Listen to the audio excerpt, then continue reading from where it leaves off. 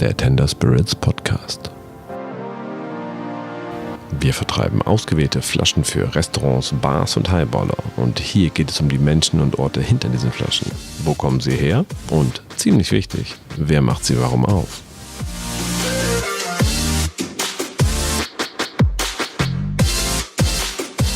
Herzlich willkommen zu einer neuen Episode des Tender Spirits Podcasts.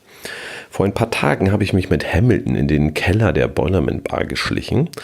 Das war notwendig, denn die Boilerman Bar wurde zu voll. Wir hatten eingeladen auf Caipirinha Highballs, denn Hamilton, André, Arne, ich und Gianfranco Spada haben einen zweitägigen Workshop gemacht rund um Yaguara Cachaca, haben nach Drinks geforscht und unter anderem den Caipirinha Highball in einer sehr ungewöhnlichen Zubereitungsform entwickelt, die auch, ich sag mal, sehr, sehr interessant ist für High-Volume-Bars, und der Geschmack hat die Gäste dermaßen beeindruckt, dass es echt voll wurde.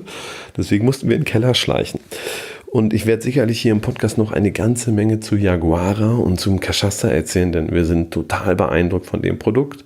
Aber erstmal ein Interview mit Hamilton im Keller der Boilerman Bar über Yaguara Cachaca. Also, viel Spaß.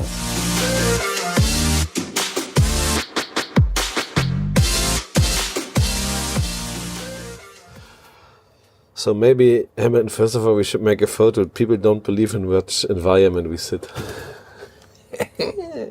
It's the first podcast I'm doing in the basement, in the storage room of Boilerman, because upstairs is too loud. Cool. Thanks for coming by, Hamilton. Oh, thanks for having me. I'm sitting here with Hamilton Lowe and Lowe. Either way. Yeah, I speak already wrong, sorry. We can go for lion if we want in German. I think we met over a common friend. Yes. Yeah. Xavier Polovani. He's a friend of yours. One of the more unique human beings in the world, that's for sure. Definitely. And so the background is you do cachaça, and Xavier said to me, try it, it's good. I tried it, it's good. And I thought, we started an import company. It could be interesting. This is how it started. Absolutely. Yeah. And then we get in touch and we had lots of conversation and samples and trying it. And I'm convinced it's an amazing product. Thank God. Yeah. So we're hopefully starting to conquer Germany with it. Absolutely. And I just would love to. We do a little podcast for Tender Spirits for our import company, and just to give people, if they're interested, then the possibility to, when they have time, to check more details on the brand or just some background information, or just if the people behind are nice or not. So try to speak very nice. I'm glad it's not to camera. So you're doing. I learned today Yaguara Cachaca, because in the beginning I pronounced it wrong, like Jaguara. It may be something that we intended to do. Yeah. Y is always a difficult letter to deal with for Western or English-speaking people. So when did you create this brand? The idea started probably about 14 years ago. 14? Yeah. How old are you? 35. With 21, you had the idea to do a Brazilian cachaça, growing up in London. Yes, it was quite simple. I actually went to school with a Brazilian who is still now my business partner, but then my best friend. His family had been making cachaça for 120 years, and he always used to bring it back as presents, as you do, to when he came to stay at my house and where he went to stay at other places. He lived also in London or somewhere? He actually came to work in the summer in London. He bought this case of his grandfather's cachaça, and we spent a very wonderful summer sitting in Hyde Park, drinking his grandfather's cachaça and enjoying yourself as 21s. My hair was probably below my shoulders and all that sort of stuff. Nice. And it was always his dream to do it. And at 21, we were talking about it, but to be brutally honest, I didn't know how we could do it. I didn't have enough experience, so we sort of left it there and we went and did our individual careers. And about 7 years later, I'd been working in advertising for 3 years, doing some of the stuff for Johnny Walker, which is big brand stuff, but exciting stuff. So you have been, we never talked about, so there's a history a little bit in liquid. Very brief history. Yeah. I mean, my family's done a lot of advertising in spirits over the last 40 years anyway, so I knew a little bit. But yeah, working on Johnny Walker was like an eye-opener. Certainly certainly different budgets to what you do with independent spirit, but a hell of a lot of fun. We work with zero budget. How's that? So yeah, it was that, and then 7 years later, I called him up and I said, I feel like I seen enough, or have had a little insight on how we could actually do this. Do you still fancy doing this? And he's like, absolutely. So we flew down to Brazil, met his grandfather, met his little cachaça making team down there. Also, my family went to meet them, and we thought it was a good idea. So from there, this is now 2012, we then try to then work back to front to build the best product we can. Whether that started with the quality of the liquid, so we went and spoke to a gentleman called Wyman, who is definitely, if not the main cachaça distiller, master blender, if you will, in Brazil, but he's been training master blenders, masters for 40 years. In fact, the people who brew sort of Ipioca or some of the big brands, they're all his ex-students. And it was super cool. And so we worked on the liquid. And then we went to packaging is always an interesting point, and lucky enough, one of our friends is a very great stained glass artist in the world, and originally he's been asked by many people, usually in perfume and those sort of areas, to do bottles, and he always said no. And as we left the room, because I remember he said no, we turned around and I said to Brian, but what if it was art? And that flipped the whole thing. 3 weeks later, he had a Brazilian boyfriend at the time as well, and he was down in Brazil for 6-7 weeks and designing the bottle. Nice. And we moved on from there. Really, we always wanted to retain some of the grandfather's cachaça's flavor, and our blue organic cachaça is very much in his style with the blending. Basically, we like the idea of softening our liquid through mixing an age in there rather than maybe adding sugar or other things which happen in the industry. And we moved on from there. It was a whirlwind experience. I moved to Brazil. One of the good things, the World Cup was coming up, so even though England got knocked out in 6 days, so that was pretty useless as far as I was concerned. And yeah, we built the product and launched it in 2013 December in Brazil. And it did very, very well straight out the bat. Cool. So you launched it, but you launched it in UK or in Brazil? No, just Brazil. One of the big things we wanted to do is we always wanted to make it a Brazilian product for Brazilians to take to the rest of the world. We were very nervous, and rightfully so, that when a product, especially a cachaça, was launched abroad, and then you come back to the Brazilians and you tell them this is cachaça, they say, you've got to be mad, this is the gringo cachaça, I'm not going to take it. It'd be like someone launching a scotch in... And especially one of two guys is not from Brazil. Exactly. I am definitely the gringo of the company. Everyone else is Brazilian within the company. So we didn't want to risk that, and also that makes it more genuine. We wanted a Brazilian product for Brazilians to take to the rest of the world. And Cheso's, my business partner, he has cachaça running through his veins like his grandfather. What products did they before? Did they do for other brands, or did they, because you tell they have history in like over 100 years of doing cachaça? They always their own cachaça. They were sugarcane farmers first of all, and it's like a great tradition in Brazil that everyone has their own cachaça. His one got a little bit bigger, but it was always still in his own state. It was called Cachaça do Barba, because if you ever see Cheso's grandfather, there's a long beard. It's a barba. A barba, yes, a long beard, Cachaça do Barba. And he also had a football team. And therefore a third division football team, and there's some very strange stories about what goes on in third division Brazilian football, as you can imagine. And so he, as he traveled, gave it and got to the president of Brazil and all these sort of people. It became famous, but never a commercial thing. And Cheso very much felt that cachaça hadn't been given the rightful respect around the world. There was an opportunity, and me, from my previous background, I relished the opportunities to design a brand from scratch, because one of the things that you don't get to do when you work in agencies or for the big brands is have creative input. It always gets cut, whether it's research groups budget, winkers. Yes, I don't know what words I'm allowed to say on this podcast, but yes, basically. It's okay. I always make an E on it for iTunes, so it's explicit, because I'm sure I will always curse. So for me, it was I love the spirit. For him, it was a family thing, and the opportunity to go and design, have creative control, to design a product and a brand with my best friend, and move to Brazil for a few years, distill in the week, surf on the weekend. It wasn't too much of a hard decision. So you lived in Brazil? Absolutely, yeah. You can't not live there. You lived the dream. Absolutely. Well, apart from the 6 days in the World Cup. Where are you located in Brazil? Our office is in Sao Paulo because I think it's the biggest city in South America, and it's obviously our hub. But the actual distillery is in Rio Grande do Sul. Tirso and Owen, our master distiller, visited probably 70 distilleries because unfortunately the grandfather's distillery, though lovely, didn't have the capacity to do what we would want to do in the future. And so we went across 60 to 70 distilleries, and we eventually found a most fabulous distillery called Weber House down in Rio Grande do Sul. Of German descent, absolutely immaculate. You could eat your dinner off the floor sort of thing, and had all the checkpoints that we were looking for and were willing to work with us. Both in Owen's case and their case, I was surprised that they wanted to work with us.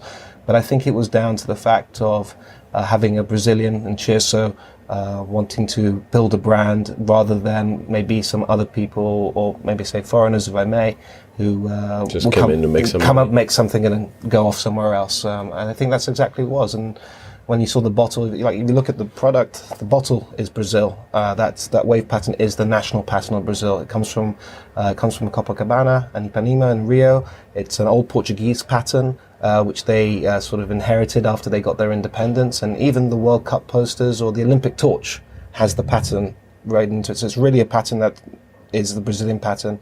Yaguara, it means jaguar, which is Brazil's national animal. And we loved doing it in Tupi-Guarani, which is the original Indian language of Brazil. So to me, it was about Brazil in the bottle. The name, the bottle itself, and then, of course, the national spirit of Brazil inside it. Yeah. So, I mean, now you're a cachaça producer, cachaça owner. What is cachaça? Cachaça is, I think the best way is the Brazilian style of rum.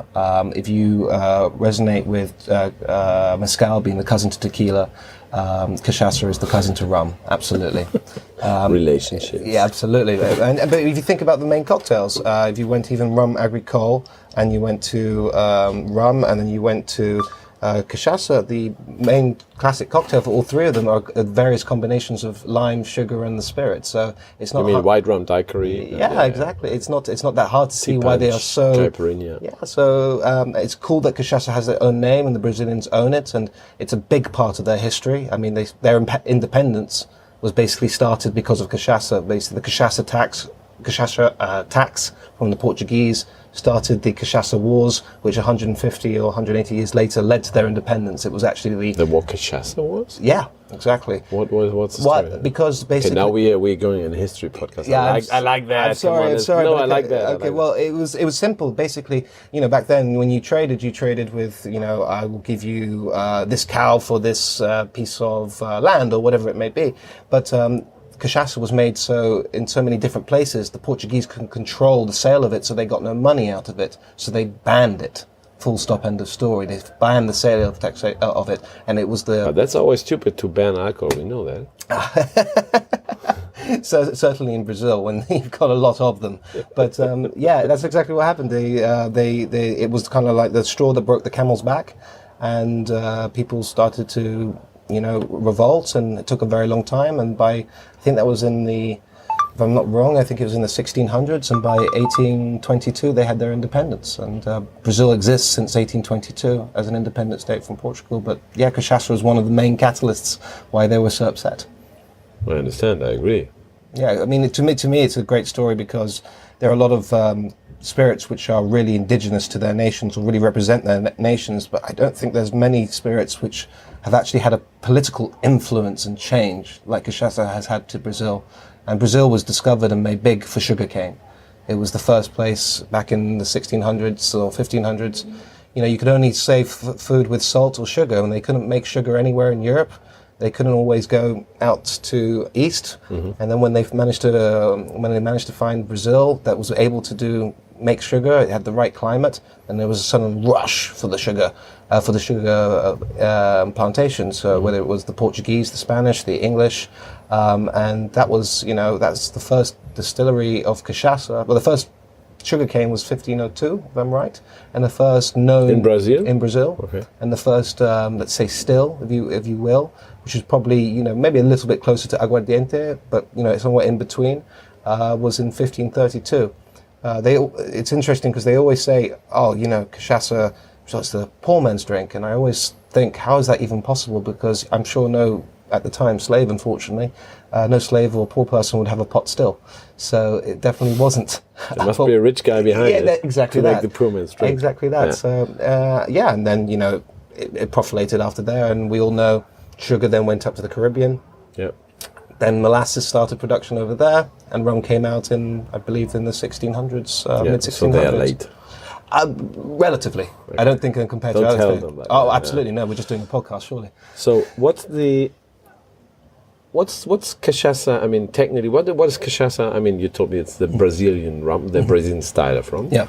But what's cachaça from a definition, and what's your opinion on good cachaça? I think cachaça is like, the definition of rum's pretty vague. It's like any spirit made from sugar cane, and then everything underneath it. Exactly. And a few additives. Well, I will. Let's not talk about it. Definitely not. I don't like controversy at all. I'll leave that to far more bigger people than myself. Yeah. But in simple terms, cachaça is made from sugarcane juice rather than molasses.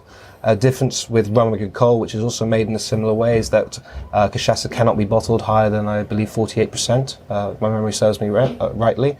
And basically, we don't water it down so much. So the ethanol taste and the sort of aggression of rum agricole doesn't come through in cachaça because of where it gets distilled to. But it still comes from sugarcane juice. And that's why they're really cousins, because 6 degrees of separation. Isn't what I learned a long time ago, maybe I'm wrong, is that... Isn't that the difference between rum agricole and cachaça is that you ferment the sugar cane? It's all an open fermentation. You put the sugar cane all in and let it ferment. No, not quality one. No, not maybe the sheep should. Listen, there's you've got 40,000 brands, 5,000 distilleries in Brazil. There are some places that start the fermentation with chicken shit. I read somewhere. I read somewhere in Wikipedia. There's 30,000 illegal distilleries. 40,000 legal ones, and there are probably 30,000 on top. But if there's 40,000 legal, yeah, exactly. No, that's brands. Brands, and then 5,000. So there's 5,000 legal distilleries. 30,000 maybe illegal. Yeah. This is what I read like 6 years ago. But it's. And then I listened, but it's a few years old. It's like. There's more than 1 billion liters of cachaça made each year and drunk. Yeah. And it's twice the size of gin. And I think it's like 95% is drunk in Brazil. I think until about, when you're talking about that numbers, I think it was actually 97 to 98% until about maybe say 2009, 2010. Yeah. And slowly the exports have gone down. Actually, the exports, the volume of cachaça has gone down overall, but the value of the category has gone up much The quality more. Gets better. Well, yeah. Quality and export. Yeah. And so basically it's the ad hoc or the not so good stuff, which is basically falling by the wayside. But to me, that's the difference between the three, let's say, types of rum: agricole, rum, and cachaça. Just to make it clear, cachaça is made from sugarcane juice. Yep. It's like rum agricole. Yep. The difference between rum agricole next to origin may be that you distill it different, which means you're not allowed to distill it to that high. Yep. Did I get it right? Or bottle it that high. Sorry, you cannot bottle it. Yeah, they're very strict about how high it can go. I mean, sort of the idea of overproof cachaça is not really an idea because it's not legal in Brazil. Though it's very strange in Brazil where they are not great on regulating that much. They're very good at regulating cachaça, from whether it's the amount of sugar you're allowed to put into it, the additives, caramel, what it's allowed to be bottled at. It's very tight on that level, which. Without sounding cynical, is a bit different to maybe some of their other practices. But in general, we could say, I mean, this is how you start. It is like rum. It's sugar cane. Oh, yeah. I mean, you could because, easily argue. I tried your aged version, which will come later, and for me it was like, boom. It's like... If I want to be really, really picky, but I never pick this fight, you could say, here we go. You could easily argue that rum's a cachaça. Yeah. But yeah, I'm not going to pick that fight. Don't open that. No, that's Pandora's box. I don't want that one up. No. Okay, so what do you think? I mean, as we heard, there's lots of cachaça out there. What do you think makes good quality cachaça? On a personal level, I think it's down to multiple factors. It's sort of more the sum of its parts than one individual thing.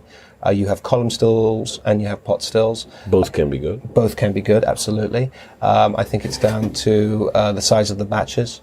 I think it's down to the controlling of your yeast and the consistency of it. It's also very much down to the master blender and distiller, what bricks level they start distilling at, where they do the cut, or the head and the tail, how much they want to retain. You mean the cut in the distillate? In the distillate, head, tail. Because I read heart. on your website, when I did all the research, I read somewhere that you cut off pieces of the sugar cane. Yes. Because the middle piece of sugar cane is better, and at the end there's something that's not that good. Yeah, I mean, it's like anything that gets into mass production. We hand cut all the sugar cane.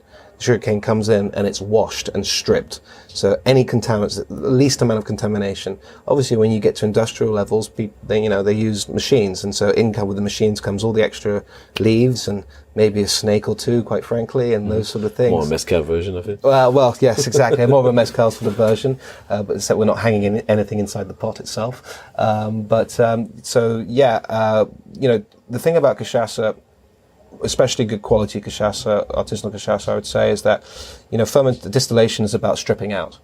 And when you can only distill something that is going to be bottled around anywhere between 40 and 50, and the average spirit coming out in the spirit chest is around 48 to maybe 50, you don't have that much space to play around with it. You can't correct it that easily. So the importance of how you ferment it, which yeast you use, how clean and how good the sugar cane is super important, because that's what you've got to work with. From there, you're taking things away. So to me, that's a really important part of it. For me, as a naive European, is sugar cane? In what sense? Is it like it's the one?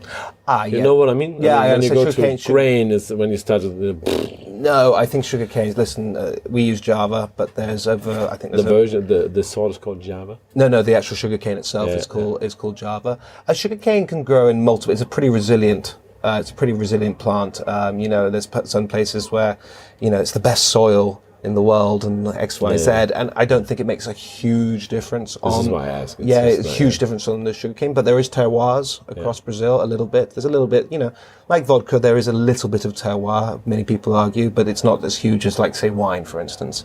And there's the sugarcane juice, it's about quality in the sucrose, but there's so much, Java, how many strands of Java are there? Thousands. So I don't think there's maybe one particular strand that you could easily argue is better than the other. It's just more important to make sure, in our opinion, that you use the sugar cane at the right time of the year, so it's full of sucrose, it's fresh, and you also don't, we do things like we don't burn our fields, we rotate the fields, so we try not to exhaust the whole thing. Well, I'm sure, in other parts, they go for gold because, it's a business and it's maximization of profit, and that's also completely fair. I mean, this is something what you told me, how you started the brand, like the partner you work with, the distillery, and everything is like, most of it is like, how you call that, they try to save energy, it's very, how you call that, sustainable, there's no waste. It's quite unusual, I think, for a country in like Brazil, where it's still more rock and roll. I would contradict it, actually. I'd say actually it's more usual in a way, because yes, our partners. You're right. Our distillery partners are awesome, and I think they did it initially out of efficiency, not for the whole PR ability of we are good and we do systematic. They actually did it out of efficiency. So simple things like a lot of cachaça distilleries are on hills, so they don't have to pump liquid, for instance. There's no energy put into that process. Our distillery, our distilling partners, since we've worked with them, have installed solar panels across the whole of the distillery. So the whole distillery runs off solar paneling. Cachaça is 60%, or it used to be the figure, I'm not sure, it's still quite a few years ago, 60% of Brazil runs on biofuel. So what we do with the head and the tail is we put it into a column still, and it gets redistilled into biofuel and used again. Even the bottom, there's like some sediment at the bottom of the tail that gets changed into cow feed. The the bagasse, which is the dry part after you've crushed the sugarcane, then gets put next to the furnace. The furnace is used to heat the whole distillation process. There's just a long list of things that they do using gravity, whatever it may be, to really make it for them more efficient. And I think certainly with us living in our century, making it more sustainable for the long term. And it's great on both levels, and that's how it should be. No, I totally agree. And also, I mean, you told me, in the moment for Tender Spirits, we have 3 different types of your product here in Germany, available now. There's this, you call it Branca. How can we describe that? That's just the classic, everybody understands, but in a very good quality for a cachaça. Yeah, it's a high quality cachaça, probably slightly more aimed at the Caipirinha, wanting to retain a touch of the rusticness that one would remember from when they went to sit on Copacabana beach and had loads of Caipirinhas, but a very high quality liquid. But then we have the blue, and the blue was when was our first product, and we just went for gold. We wanted to do the best at every single part of the distillation process, to bottle, to whatever it may be. And that started out with using organic sugarcane fields. You took me all organic and pot still. Yep, and the whole thing, like the filtration, like our barrel aged, all in one bottle. Everything, basically. I mean, if I had done an MBA, I probably wouldn't have done it. Let's put it that way. It was absolutely. It took me. Then you calculated, and you were like, maybe we need another product. Maybe we need to come up. To be honest, it's not the classic pouring product here. Exactly that. Well, the price wasn't the classic, but the quality was also. No, for sure. And that's what we wanted to do, because we were so hell-bent on making sure people changed their opinion. I remember growing up, and I had 1 or 2 bad experiences on tequila, like most people, and now I sit down, I sip tequila. And a lot of people are the same with cachaça, and we wanted to change that, and the liquid that came out was absolutely superb and versatile. But organic was the starting point. It takes 3 years to get that done. It's expensive. The certificate. Yeah, it's expensive. You need to do things like, we plant wild ginger because it's very good at absorption. We put eucalyptus trees in between each field because the roots stop the runoff. It has to be a certain distance from the road. So you do that, then you need no pesticides. Oh, of course not. No, that. And to be organic, for sure. Absolutely, no pesticides. And if you look at the sugarcane fields, you think we were amateurs because they're just wild. But that's because we're not allowed to judge them. We're not allowed to go through them. And they're so wild that certain parts of them we can't get to with the tractor to farm it. So we have to take the cattle in and get to those bottom parts of those fields and do it. Crazy. So that's the field part. And then there's a whole process that comes after that. How you treat the sugarcane, what you wash your stills with. It has to be all approved detergents all the way through the process. It makes everything more expensive, but certainly, if you wanted to get to the best product, it really helped, and I think it made a big difference. Nice. And then there's the third product, which is called is Oro? Oro, yeah, which just means gold. Yeah. In Brazil, Brazil has 26 different woods, which I think are coming out more and more in the world at the moment. What are the most famous ones? We all know there's oak. There's American oak, European oak. Yeah, absolutely. I think that's it. Well, that's what the world thinks. And then there was Brazil. And then there was Brazil. But listen, if Brazil can't produce more woods than just oak, then which country can? You've got you've got the Amazon and the tropics at the top, and then you've got nearly sort of European climates at the south. So you have the whole spectrum. It's an enormous country. But the most frequent ones: Amburana, Balsamo, Jequitibá, Cabreúva. These are all the woods, and maybe that's why we called it Oro, because maybe some of those words were a little bit tricky to pronounce straight off the bat. Yeah, exactly. You're looking at me exactly like that. Yeah. So that's why we went with Oro as the name of it. But there are 26 woods which are approved at the moment. Now they're trying to approve more. Just to explain, it's not 26 woods in your product. In Brazil, it's Brazil. legal to use 26 different legal types of wood to make barrels out of it to age cachaça. Absolutely. And they have to be bigger than 250 to be considered aging, and there's all sorts of regulations. 250 means 250 litres? 250 litres of barrels to age. And now people want to keep on adding woods, but there's a sustainability problem with that, and they need to make sure that They need to make sure that that if they were going to take away those trees, that it's sustainable to keep on using wood. Otherwise, they won't allow it. So there's lots of people lobbying for certain woods, and are the ones saying they shouldn't do. So we like to stick to the woods that we know are safe. I don't want to go and play in that area. You told me a very strange law, which is like when you want to age your cachaça in a Brazilian wood, one of these 26. For each barrel you use, you have to plant 42, 32? I'm going to double check that, but I will say it's either each barrel or each tree, but it's definitely one of the two. You have to plant 32 trees. Because if it's, we just had an argument, not an argument, but discussion. If it was barrels, it could end up being 300 trees. So yeah, because then you maybe get 10 barrels out of a tree or 12, so it would be like 400. Really depends which tree as well. Yeah. Have you ever seen a jitigiba? A jitigiba tree is like a redwood. I once saw one. It took then you can take what I don't know. 12 people, arm to arm, just to get round the base of the trunk. Okay, that's maybe a little bit more barrel.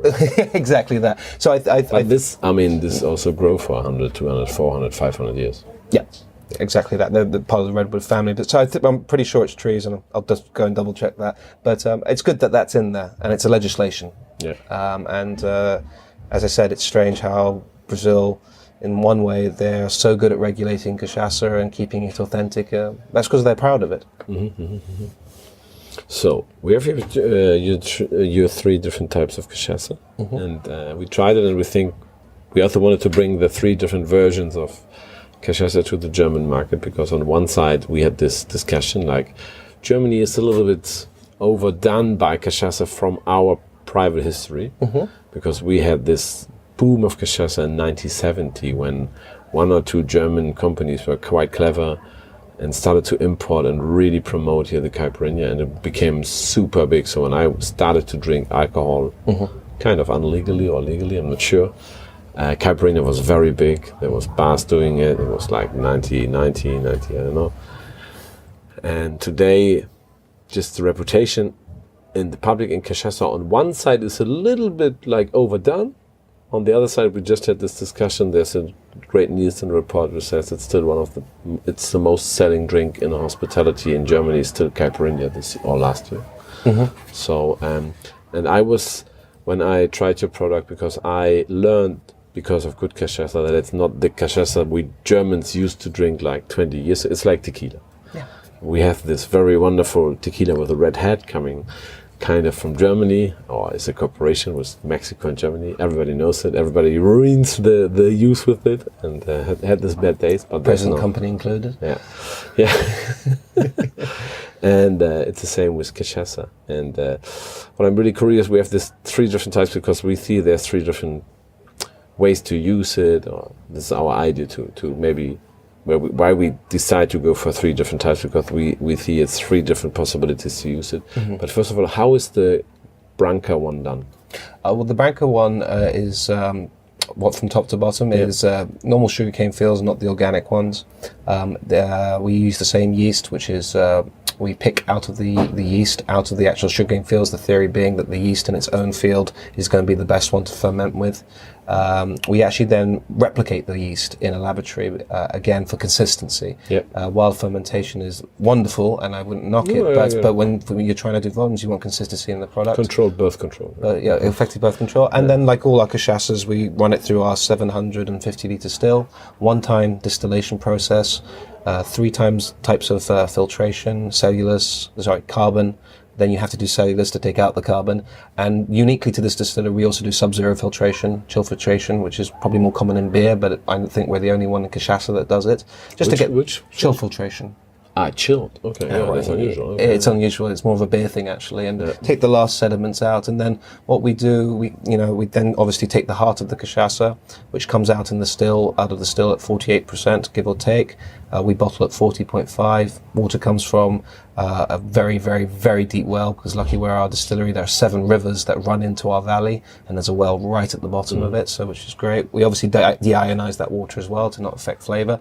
And then just with like a wine, with the Branca, we then rest it in inox vats, just to let it breathe, soften a little bit, but not lose its character, and then bottle it.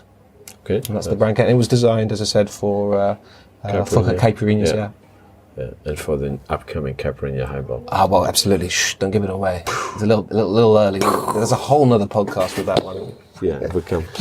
But, it's important, as you said, you were talking about the Caipirinhas.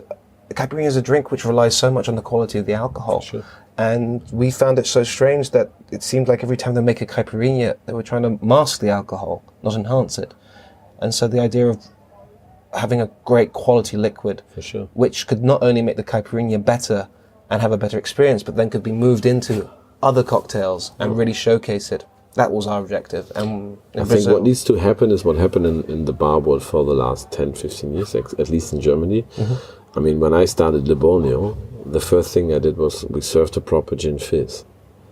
Nobody ever had a good gin fizz because it was maybe artificial, even lemon juice, shit gin, and far too much soda and a shit balance. Yeah. So that's it. So we started to squeeze a fresh lemon. We take good gin and we lower the amount of. It's like cooking. And all of a sudden people were like, "Whoa, that's amazing! What is it?" And you said, "A gin fizz." I mean, that's 15 years ago. You didn't use ice because you told the story about fizz, blah blah. And everyone was like, "What the fuck?"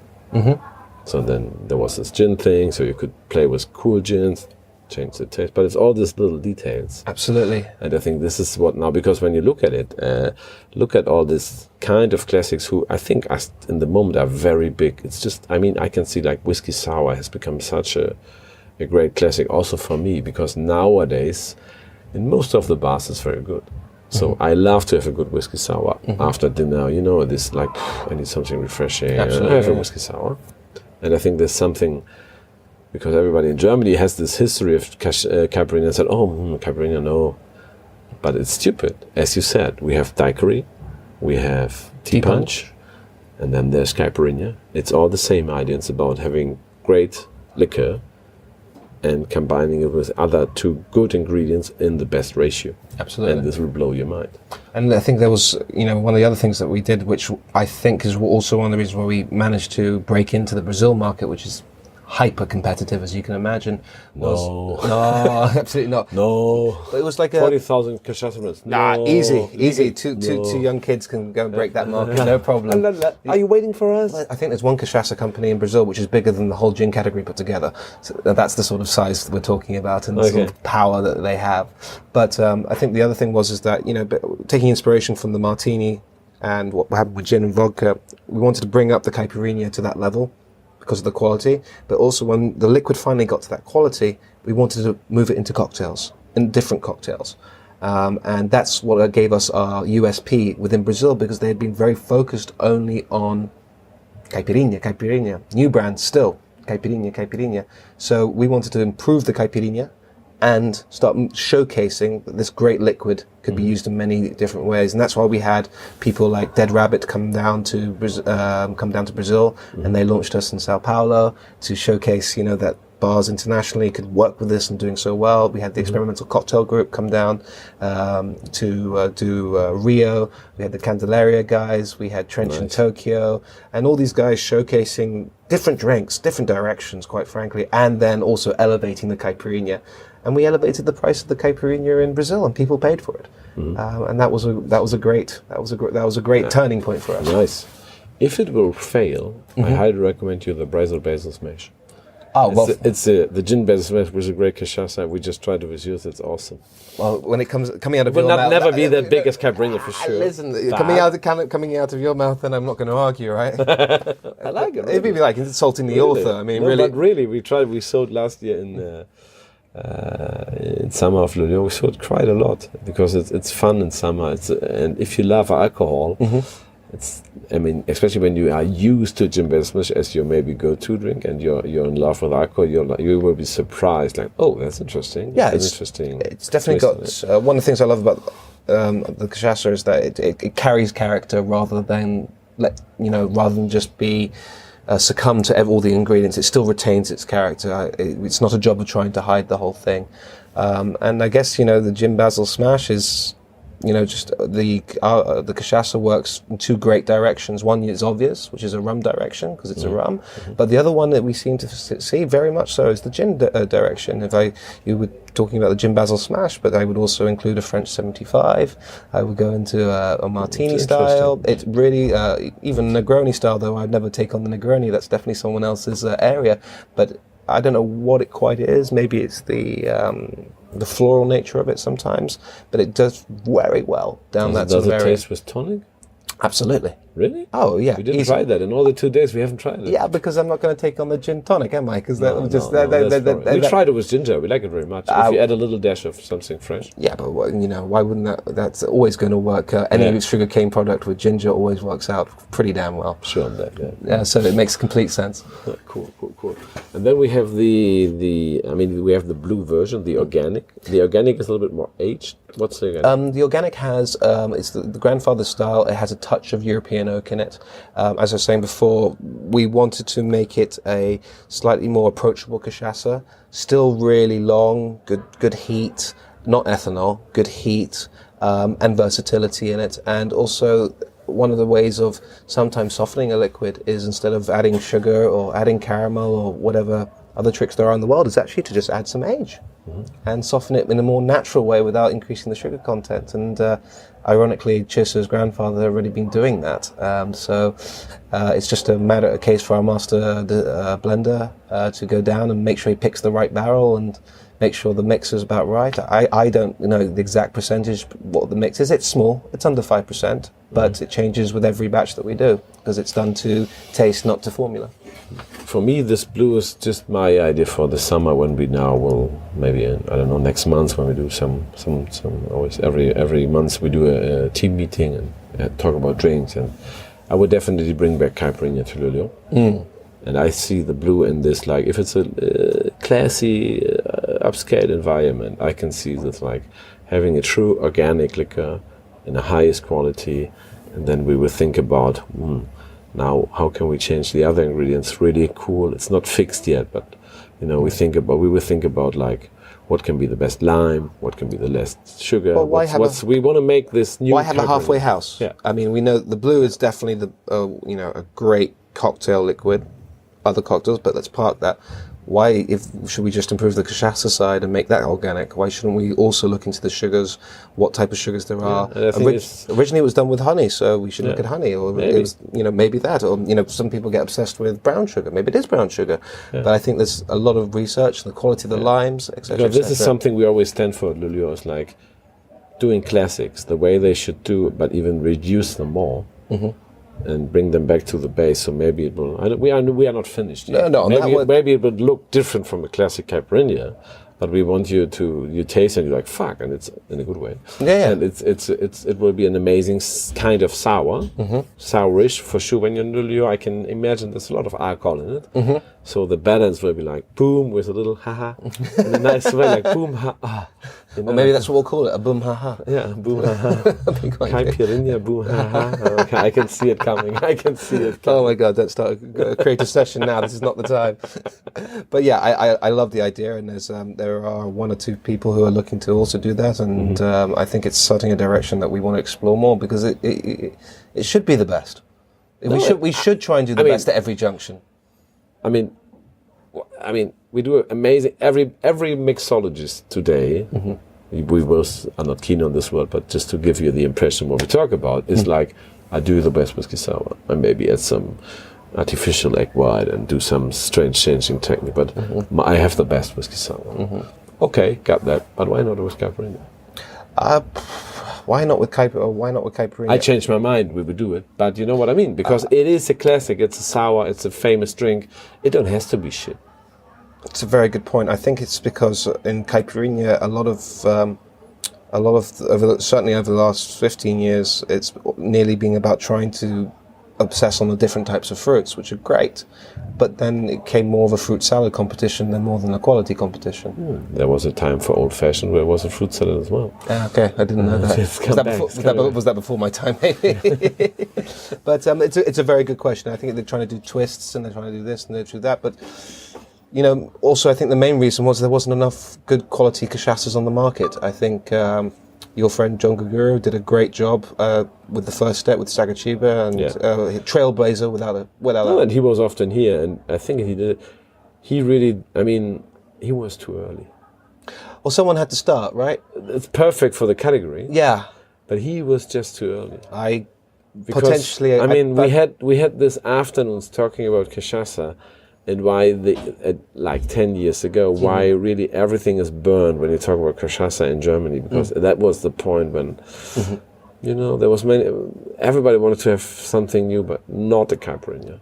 Yeah, they needed to, I think they needed more people to come with them at the time, and you know, they were out there on their own, and then, you know, Leblanc came in I think it was 2007, 2008, and then ourselves and other ones like a Bua, and I think now, you know, to change a category you need to be a group, you know, a man or a woman walking alone, it's just a man walking alone if he has no followers. But also, what I think what's now more interesting is that Cachaça has become, as we said in the beginning, the Brazilian style of rum. So it's more about the vote. So there's a few more interesting, there's a lot more aspects touch than points. Like 10 years ago was more like, but this is better Cachaça than the other one, okay? But the first touch point, Jorg, is when you put it in, you taste it. And if we went back to when Sagatiba came out, Sagatiba was the first, let's say, pretty good tasting Cachaça. And you asking why they didn't develop cocktails or develop caipirinhas is because in Europe they didn't have them yet. Now we have probably about 10 to 12 brands, and now it's a possibility. You can only work with the tools you've got, and you know, if there's only one half decent liquid out there, then it's not going to be pushed. But now there's 10, 12, 15 good liquids out there, including Sagatiba, ourselves, and other ones. For sure. And so that's obviously going to encourage them to, and that's why we're starting to see it. I mean, I looked at the Diageo World Class last year, and I believe the South American winner was actually a Cachaça drink, a Rubber di Gallo. Really? Yeah. And now we're talking. Exactly. So I think it's also a little bit down to culture and a little bit down to what was available. I think also, you know, rum becomes more popular. Oh yeah. And with each like rum agricole drinker, I think you already have won a Cachaça drinker. Yes. They maybe don't know yet. Yeah, they don't know. They're hopefully going to find out. Brings us to the last category, which I really like. Because we played around. How's the Oro done? The Oro is our introduction into the wood world. You could go so much further. I've got a 19-year-old Cachaça sitting at home, which is absolutely gorgeous. But this is our. You tell me here, don't bring it. Huh? You tell me now you didn't bring it? Yeah, but you're coming to London, so you're going to... Okay. Yeah, don't you worry. The problem is probably I drank half of it. That's the other problem. No, we wanted to do, like all things, we want to bring people into the category gradually. This was like an entry level into the woods, so we did a blend of woods.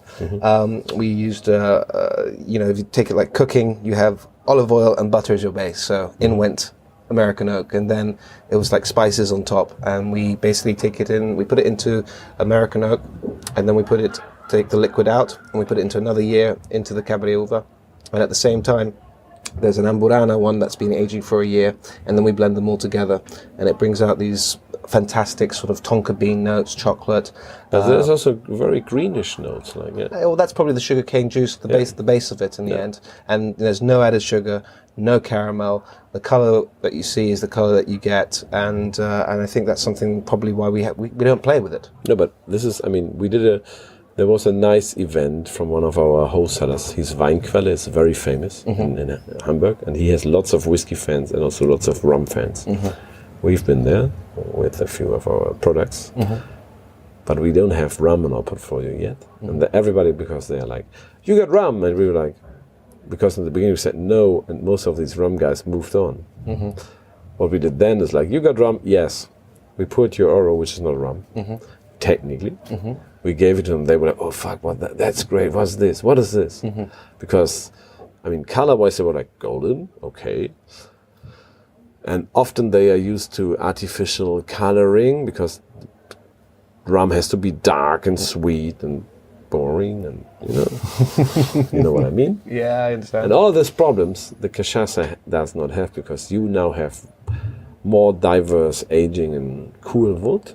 Yeah. And like cooking, you mean in the end when you're working with oak, you can only char and age a certain amount of years, but we can blend, mix woods, char, do the whole thing all over again and keep on the combinations. The combinations are endless. There's some combination I definitely wouldn't touch, but there are a lot of combinations which I think are really, really awesome. And it's great to bring new tastes and new flavors. Oak is the most noble wood of all, so it's normal that we use it as a base, but then a couple of spices from the other ones.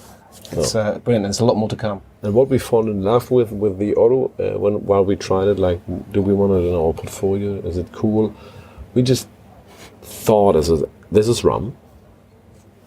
Technically it's cachaça, but don't tell them. And then we just started to use classic rum drinks. We did the President, we did things like the Airmail, very strange things, and it's very interesting. Maybe as you did with the white one for gin, gin cocktails. Yeah. And there's a few who are strange, but there's definitely a few who win totally. Yeah. And became super interesting and very strange. And because you have this thin line of, it's kind of light. Yes. For sure. It's young. It's a young rum still. But I think it's very interesting. It's got a lot of character, but if you go into, old-fashioned territory, or you go into tiki or Mai Tai territory, a lot of people, I've got a lot of great feedback from all of them, and I'd certainly never take on or say that it's better, but I've had a lot of great feedback in those directions, and I think it's something new, and some people would even say it's better, but that's up to them. That's up to them. Cool. So we are very glad to have your bottles here with us with Tender Spirits. We're super excited to work with you. Yeah. So now let's conquer the world and show them good Caipirinha. Well, we've done some dodgy tricks on Caipirinha. There's something happened today. It's happening. Yeah, but that's a revolution starts today. We'll do that podcast later on. Yeah. No, I'm very excited. Yeah. Today was a great day. Also cool. Thanks a lot, and hopefully to all your listeners, hopefully you fell in love with cachaça and give it a chance and try it. Yeah. Okay, so I think now we go up to Mr. Bush and have a drink. Absolutely. Let's go. Let's do that. Okay, bye.